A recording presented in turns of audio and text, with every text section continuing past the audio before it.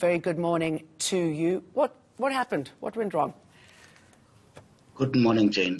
We had earlier during this week, we had 10 generation units suffering breakdowns, and we then had to go to stage 2 load shedding. Yesterday, we managed, during the early parts of yesterday, we managed to recover 4 of those units.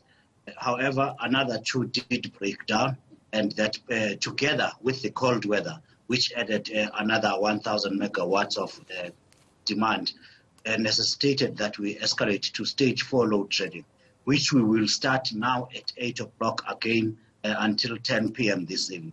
And Jane, we will indeed have load shedding for the rest of the week and through the weekend. All right. I mean, you've got to ask about what went wrong, especially in this time. We have a few days of cold and this happened. So what are your projections now after this week going forward? I mean, how bad or good is it going to get? You now know, Jane, that it is never a good thing to do, to give quite a lengthy prediction or outcome or outline of what's going to happen. We will take it 1 week at a time.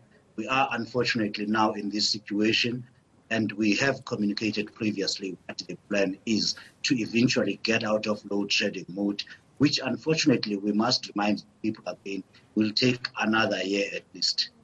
Sikonathi, we've just come out of a rather draconian lockdown, and we are in level 2, as we all know. And I'm just wondering what was achieved in that time. So many businesses weren't working at all, particularly factories. So how come this is not in a better situation?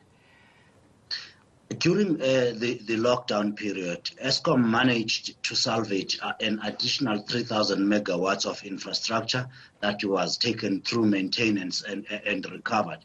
So we went into lockdown in March with under 30,000 megawatts of our capacity available. We came out of that during during June and July with 34,000 megawatts of capacity. That was the work that was done. However, as we have always communicated that this infrastructure is aged and unreliable, this is exactly what has happened. We have suffered many boiler tube leaks. Each boiler has about 1,000 kilometers of tubes in it, and these are prone to damage. This is what has happened and landed us in this unfortunate situation that the whole country is in at this point. Okay, while you focused on refurbishing that, have you been able to clean up the supply chains heading to Eskom and, for example, dirty coal?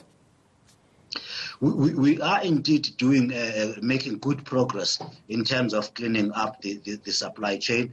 We have 60 days worth of coal at our power stations at this point, and this is all suitable coal that we hope will take us forward and reduce these instances of boiler tube leaks. All right, it's taken me all this time to get to the question that I really want to ask you, because I can't believe that it's true. You're asking for another 25% increase in tariffs at this time. So stage 4, that's going to have a devastating impact on you, me, business, and yet you want 25% more. I mean, how is that even justified?